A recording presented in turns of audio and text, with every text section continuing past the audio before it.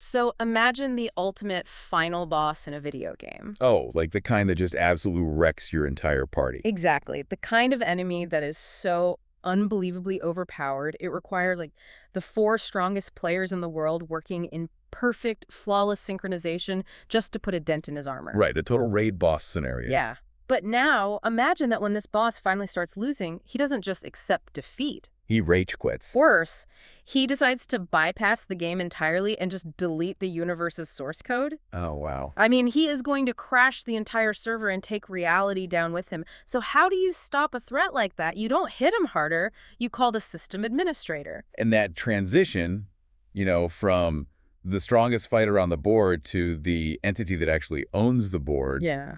that is where our entire understanding of power completely flips. Welcome to this deep dive. Today, we are embarking on a journey into the cosmic, almost incomprehensible scale of Chinese mythology. It's a massive topic. It really is.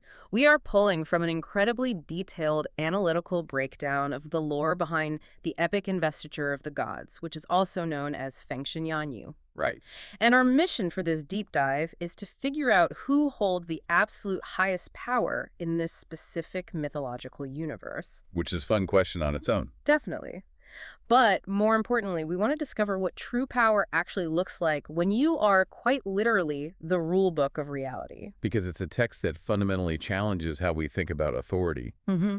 I mean, we usually equate power with kinetic force, right? Like the ability to destroy or conquer. Exactly. Yeah. But this lore introduces a completely different paradigm. And for you listening, whether you're, trying to manage a sprawling team at work, organize a complex long-term project, or just understand the massive, chaotic systems that govern our daily lives, this deep dive offers a totally paradigm-shifting perspective on authority. It really does apply to so much more than just mythology. Right, because it's not about who hits the hardest, it's about who writes the code. And the central character we are looking at today, the absolute ultimate boss in a universe just brimming with invincible saints and world-ending magic, is a figure named Jun Lao Zu. Yeah, Jun Lao Zu. And to even begin to understand him, we really have to look at the foundational concept of the Great Dao. The Great Dao, okay. So in this mythological framework, the Great Dao isn't just like a philosophy. It is the fundamental operating system of the universe. Like the literal physics engine of reality. Yes, exactly. It is the underlying laws of phonics, fate, cause and effect, reality, all woven into a single fabric. Okay, so if the Great Dao is the operating system, who is Hongjun? Well, the source material is very explicit about his identity. Yeah. Hongjun is not just some ancient, incredibly powerful god sitting on a throne somewhere. Right. He's the physical avatar of the Great Dao itself. I mean, he is the embodiment of the universe's rules made manifest. Which means we really need to establish the sheer, staggering scale of this universe to understand just how high up that puts him. Oh, the scale is wild. It really is. The text lays out a very rigid cosmic pyramid, and it is steep. So at the absolute base, you have these legendary frontline warriors. Right, figures like Neza and Yang Jin. Exactly. If we're looking at archetypes, think of them as mythological special ops. They were basically demigods who can single-handedly turn the tide of a mortal war. Yet, in the grand scheme of the heavenly order, those special ops warriors are essentially entry-level management. Wait, really? Entry level? Well, I mean, they are undeniably capable, but they are at the very bottom of the divine corporate ladder, because above them you have ancient mentors. Okay, so the middle management. Right, entities like Randing and Guangchengzi. These are beings with immense, world-shaping magical prowess who train those frontline warriors and dictate the flow of minor conflicts. But then you go up another massive level. Above the mentors are the saints. The apex predators of the mythological world. Yeah, the supreme leaders of their respective factions. In the lore, this includes figures like the three pure ones, Tongtian Laojun, Yuanqi Tianzun, and Tongtian Laojun. As well as Nua, who literally created humanity, and the Western saints. And the text describes these saints as practically invincible, right? Like they can manipulate fate, alter reality, and dictate the rise and fall of entire dynasties. They are essentially untouchable by anyone below their tier. Okay, let's unpack this. Because the crucial distinction the source makes, and this is the key to everything, is that no matter how invincible these saints are, they're still just operating within the system. Exactly. There are still players on a board, even if they're the most powerful pieces. Right. And sitting above them, acting as the teacher to the most powerful saints, is Hongjun Lao Zu. The ultimate background board. Yeah. If we use a corporate analogy to make sense of the scale for you guys listening, if the saints are the rival CEOs of global Fortune 500 companies battling for market dominance, Hongjun isn't just a bigger CEO. Right. He's the global economy itself. Right. He's the very concept of commerce. That distinction is vital. Guy. He isn't competing with the CEOs because their entire existence, their companies, and their battlegrounds exist literally within him. I'm struggling with this, though. What do you mean? Well, the text specifically characterizes Hongjun by his non-interference. He sits back while these rival factions tear each other apart. True. He is very hands-off. But you're painting him as the ultimate authority, and he just sits on his hands while his subordinates literally burn the universe down. That doesn't sound like supreme power to me. That sounds like negligent middle management. I get why it looks that way. I mean, what good is being the Great Dao if you let chaos reign? Well, that is the ultimate paradox of absolute authority. Hongjun doesn't step in for those petty squabbles because he represents the heavenly order as a whole, not personal factions. Okay. If he steps in to micromanage a conflict, even one involving the deaths of powerful deities, he ceases to be the environment and becomes a player. He would be taking a side. Oh, I see. He'd just shrink himself down to being a CEO. Precisely. By remaining above the fray, he maintains the integrity of the system. The system can handle internal conflict. The only time an entity like Hongjun will ever intervene is if the system itself, the fundamental structure of reality, is facing an existential threat. Which brings us directly into the massive crisis at the center of this epic. The breaking point. Yeah, because things don't just stay in a state of manageable conflict. The tension between the rival factions completely boils over.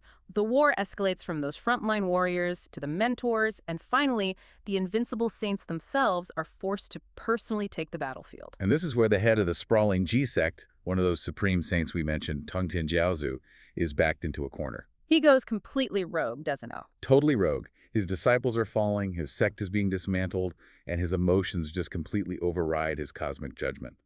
So in retaliation, he lays down something called the Zuxian array. Here's where it gets really interesting, because the source text emphasizes that this isn't just a magical booby trap.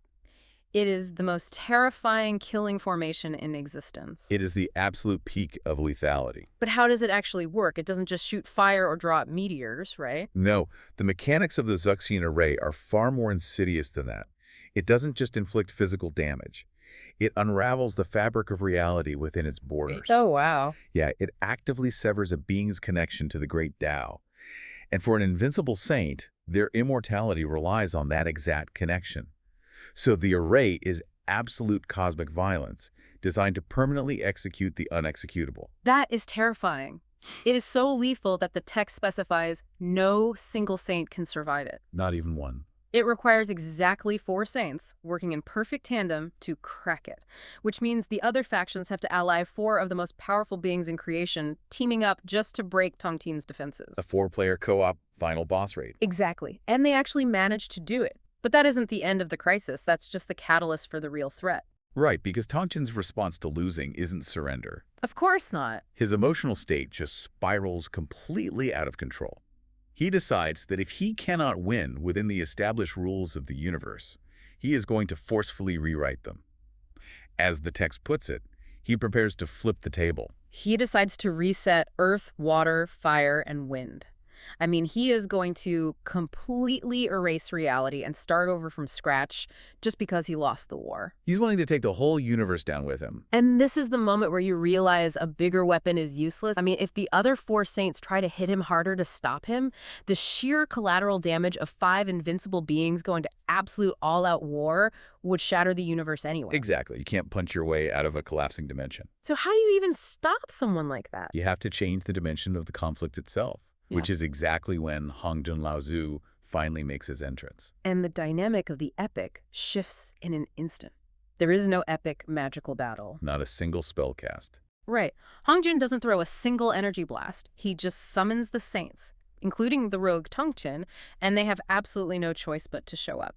Because they are compelled by the atomic nature of their own existence? It's like defying physics. Exactly. Because Hongjun is the Tao. Defying his summons would be like a human being trying to defy gravity by simply refusing to believe in it. It doesn't work. So he arrives, and he simply defines Tongtian's actions as a violation of the heavenly Dao. With a single sentence, the strongest fighter in the universe is neutralized.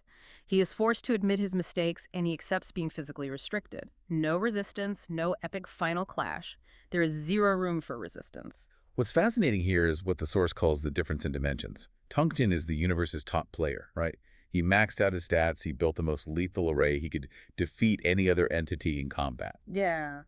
But Hongjun is the system administrator. He is the reality in which that combat takes place. I love that gaming analogy. I was thinking earlier about a system admin just typing/ban on his keyboard. That's essentially what he did. But honestly, it's deeper than that, right? Hongjun is almost like a cosmic white blood cell. The universe detected an infection Tongtian trying to delete reality, and the autocorrect function of existence just quietly quarantined him. That is a much more accurate way to look at it. The code itself rejected Tongtian's actions because they threatened the host. But wait, that brings up a massive logical gap for me. Okay, what is it? If Hongjun is this perfect autocorrect function, and Tongtian's G-sect was the faction causing all this unimaginable chaos, literally pushing reality to the brink of deletion, why didn't Hongjun just delete the G-sect entirely? I mean, why leave a threat on the server? If you have an infection, you don't just quarantine it, you eradicate it. Well, that is the most profound philosophical question in the entire text. Why does a system administrator consciously choose to preserve a massive source of chaos? Right. That doesn't seem to make sense. To understand his restraint, we really have to look closely at the fundamentally opposing philosophies of the two main warring factions. Okay, so let's unpack those. You have the Chan sect, which is Yuanqi Tianzong's faction, the faction of rigid order. They believe in strict screening, elite origins, and a very heavily regulated hierarchy. Yes, very structured. And on the complete opposite side, you have Tongtian's G-sect.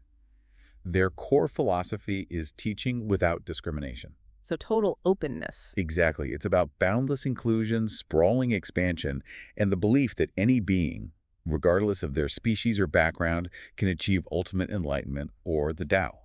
Okay, so to put this in modern terms, the Chan sect is like an ultra-exclusive Ivy League university. Oh, that's a good way to frame it. Right, like they only accept legacy students, they maintain massive prestige, but their actual output is incredibly slow and strictly controlled.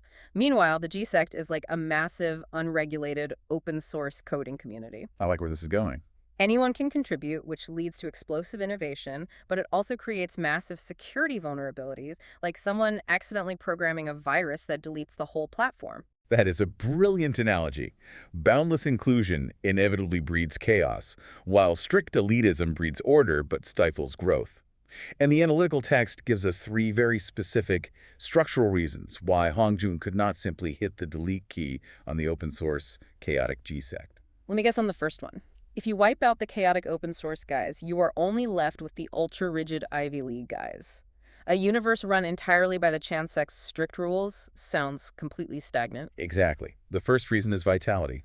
Without the sprawling, uncurated energy of the G-sect, the universe would lose its diversity. It would become a rigid, single-order system. And an overly ordered system is eventually a dead system. Precisely. It cannot adapt. It needs the friction. Okay, what about the second reason? The source text mentions karma, but how does that actually work in this context? The second reason is purely mechanical, and it centers on an artifact called the Fengshen Bang. The cosmic roster. Right. In this universe, the heavenly bureaucracy isn't just a government. It's the operational machinery that keeps the cosmos running. And that machinery literally runs on the spiritual energy of fallen warriors. Wait, really? Yeah.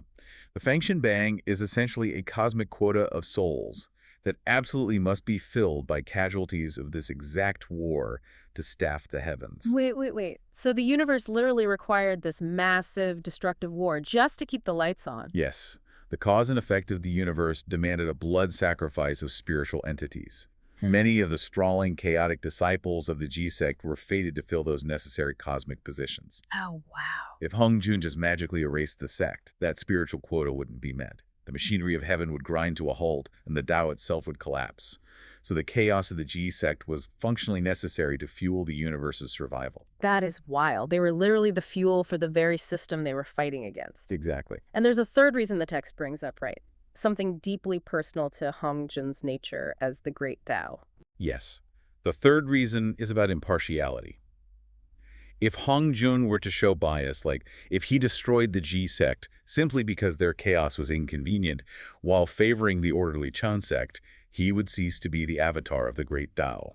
Because the Tao doesn't have preferences. I mean, gravity doesn't care if you're a good person or a bad person when you drop an apple. Exactly. If he picked a favorite based on ease of management, he would regress from being the embodiment of universal law into merely a partisan, selfish god. He would invalidate his own supreme authority. So his ultimate solution is really a masterclass in structural restraint. It really is. He steps in, he stops the table from being flipped, and he allows the G sect to face the natural consequences of the war. They are severely weakened.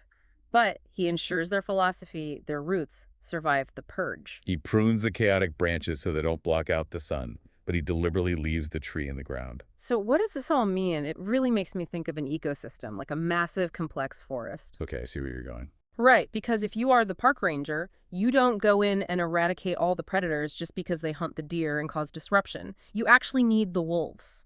Right, to keep the forest healthy. Because without the wolves, the deer population explodes, they eat all the vegetation, and the entire forest dies. You need that friction, that element of danger and chaos, to keep the ecosystem moving forward. If we connect this to the bigger picture, that is the core revelation of this myth. The ultimate existence in the universe isn't the one who imposes their will through pure, unadulterated force. It's not about being the strongest. No. It is the entity that most strictly adheres to the rules required to keep the world complete. True power is the architecture of balance. It's about supreme restraint.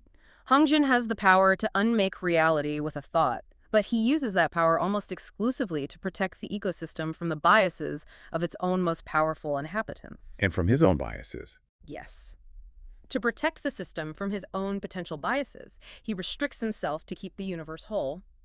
We started out looking for the strongest warrior in mythology. We wanted the guy who could throw the biggest punch in a universe of magic and monsters. And what we found is that true, ultimate power is the exact opposite of a punch. Right. It is the invisible, impartial restraint required to let opposing forces exist. It completely subverts everything we typically expect from epic mythology. It tells us that preserving the game is infinitely harder and requires infinitely more power than winning it. And for you listening, think about how this translates to your own life, whether you are building a community, running a startup, or just trying to manage the conflicting priorities in your daily routine. The Hongjun approach is incredibly relevant. It's all about maintaining that tension. Exactly. Maintaining the tension between structure that Chan sect need for order and screening and openness, the G sect's chaotic, boundless inclusion. That is a profound way to ensure long-term vitality. You can't just delete the parts of your system that are messy or chaotic. You have to manage the balance. You need the wolves and the deer. You really do. But I want to leave you with one final thought to chew on today. Something that the text implies but leaves entirely open for interpretation. Oh, what's that? Well, we've established that the universe fundamentally requires both strict elitist order and chaotic, boundless inclusion to stay perfectly balanced. The Great Dao demands that both wolves and deer exist in the forest. Right. But if that's true, does that mean true peace is actually impossible? Is the universe, by its very design, required to be in a constant low-level state of conflict just to keep the game running? That is a heavy thought. It is. Something to ponder as you go about your day, navigating the chaos and order of your own life. Thanks for joining us on this deep dive.